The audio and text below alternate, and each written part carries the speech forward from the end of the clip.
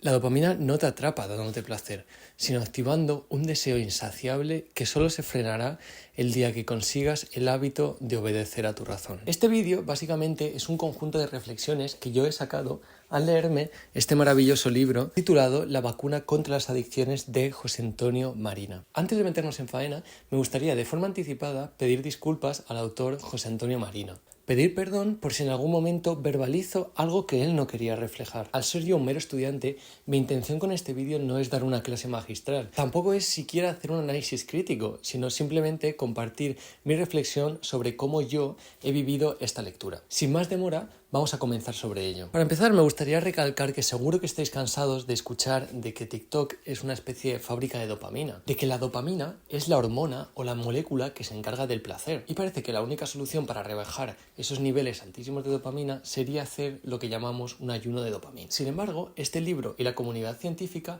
ha desmentido que el placer está asociado a la dopamina. No es el placer lo que se asocia, sino el deseo. Esto de primeras puede resultar un poco raro. De hecho, toda la comunidad científica creía que era así. Imaginemos que tenemos una rata. A esta rata se le pone delante su comida favorita. Es una rata aparentemente sana, no tiene daño muscular y además lleva varios días sin comer, por lo que se intuye que tiene hambre. Sin embargo, cuando se le plantea esta comida delante de ella, no come. Ya no solo no come, sino que mira al infinito y al final acaba muriendo de hambre. Parece como una historia de terror, ¿verdad? Pues muy lejos de ser una historia de terror, es una realidad. Esto ocurrió en el año 1989 en los laboratorios de la Universidad de Michigan. Ahí los científicos Berridge y Robinson pusieron a prueba una de las hipótesis más consolidadas en la ciencia. Ellos creían que la dopamina se encargaba de liderar y de modular el placer. Para comprobar ello, diseñaron un experimento en el que, haciendo uso de una neurotoxina, consiguieron romper o destrozar aquellas estructuras encargadas de la producción de dopamina. Una vez habían descompuesto todos esos mecanismos, las ratas literalmente se quedaban prácticamente sin dopamina. Ante esto, ellas caían en una apatía constante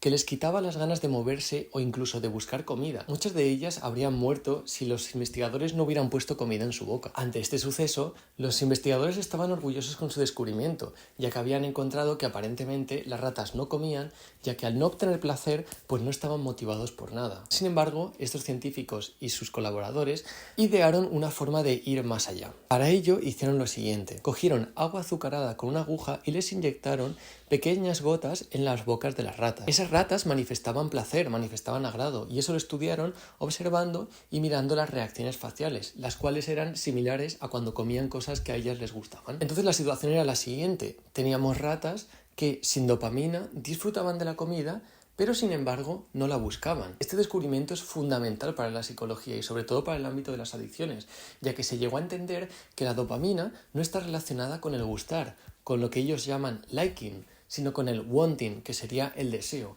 el buscar. Esto significa que cuando nosotros nos arrimamos a la nevera para buscar algo de chocolate o cuando abrimos el móvil buscando un vídeo en TikTok, no es el placer lo que nos mueve, sino ese deseo, esa dopamina de buscar algo que nos va a reconfortar. De hecho, el placer está más relacionado con algunas sustancias como las opioides o las endorfinas. Cuando jugamos mucho a videojuegos o cuando llevamos horas y son las 3 de la mañana y seguimos scrolleando en TikTok, no scrolleamos por placer, es porque hay un deseo irrefrenable que no se puede parar, ya que siempre va a haber una constante dosis de dopamina que nos va a hacer buscar algo que nos guste aún más. Una vez explicada y entendida la diferencia entre el gustar y el desear, me gustaría reflexionar sobre algunas ideas del libro. La tesis central del libro es que las adicciones son una mala solución a un problema. Pensadlo, nuestra vida es una constante prueba, una constante superación de obstáculos o mierdas que nos incomodan, como pueden ser exámenes, rupturas amorosas, ansiedades por lo que sea. Para superar esas adversidades necesitamos lo que el autor denomina factor H o factor heurístico. Esto no deja de ser ese conjunto de habilidades o formas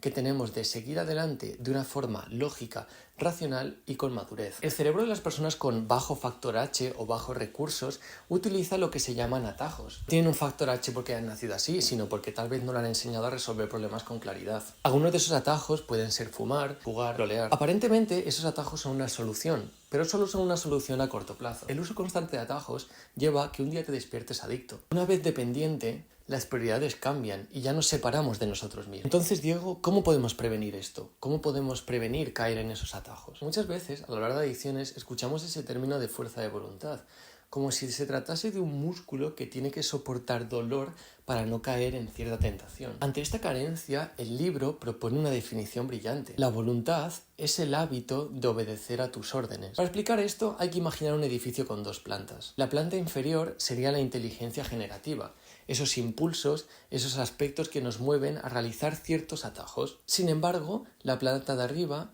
la inteligencia ejecutiva, es la que toma la calma, reflexiona sobre si el impulso inferior es útil o no. Esto significa que no siempre los impulsos van a ser negativos. Muchas veces en nuestra vida nos tenemos que mover por decisiones cortas y esa rapidez nos favorece. Sin embargo, muchas otras veces esos atajos que he explicado no dejan de ser una mala solución al problema. Por ende, hay que conseguir establecer un hábito en el que las decisiones se tomen desde esa planta de arriba, desde esa inteligencia ejecutiva. Aquí también el autor hace una diferencia entre la personalidad resuelta y la personalidad claudicante. La personalidad resuelta sería aquella persona que resuelve, como bien dice la palabra, todos esos problemas que se le aparecen en la vida con cierta facilidad. Ve los problemas como una posibilidad, como un reto, como un punto de mejora. En contraposición, la personalidad claudicante sería aquella persona que reniega de ese raciocinio para caer en esos atajos de forma sistemática. Antes de terminar el vídeo, me gustaría rescatar una idea del libro que a su vez reutiliza de un filósofo del pasado llamado Tomás de Aquino. Esto lo voy a leer porque la verdad que las palabras son un poco raras.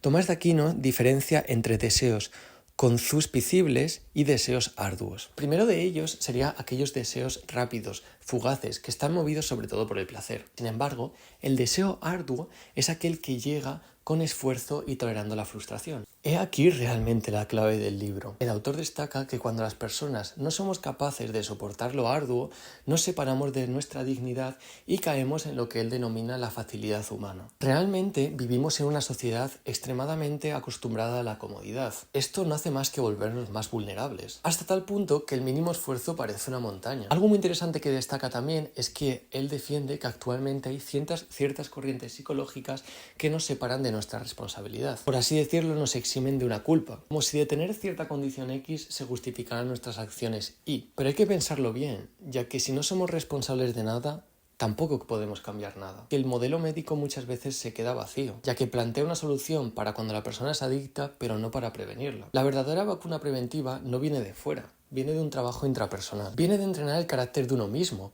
para no huir y actuar con raciocinio ante los problemas que antes hemos mencionado. Aquí de nuevo vuelvo a mis apuntes para rescatar una de mis frases favoritas del libro. No es valiente el que no tiene miedo o pereza, sino quien no permite que el miedo o el esfuerzo le separen de una meta.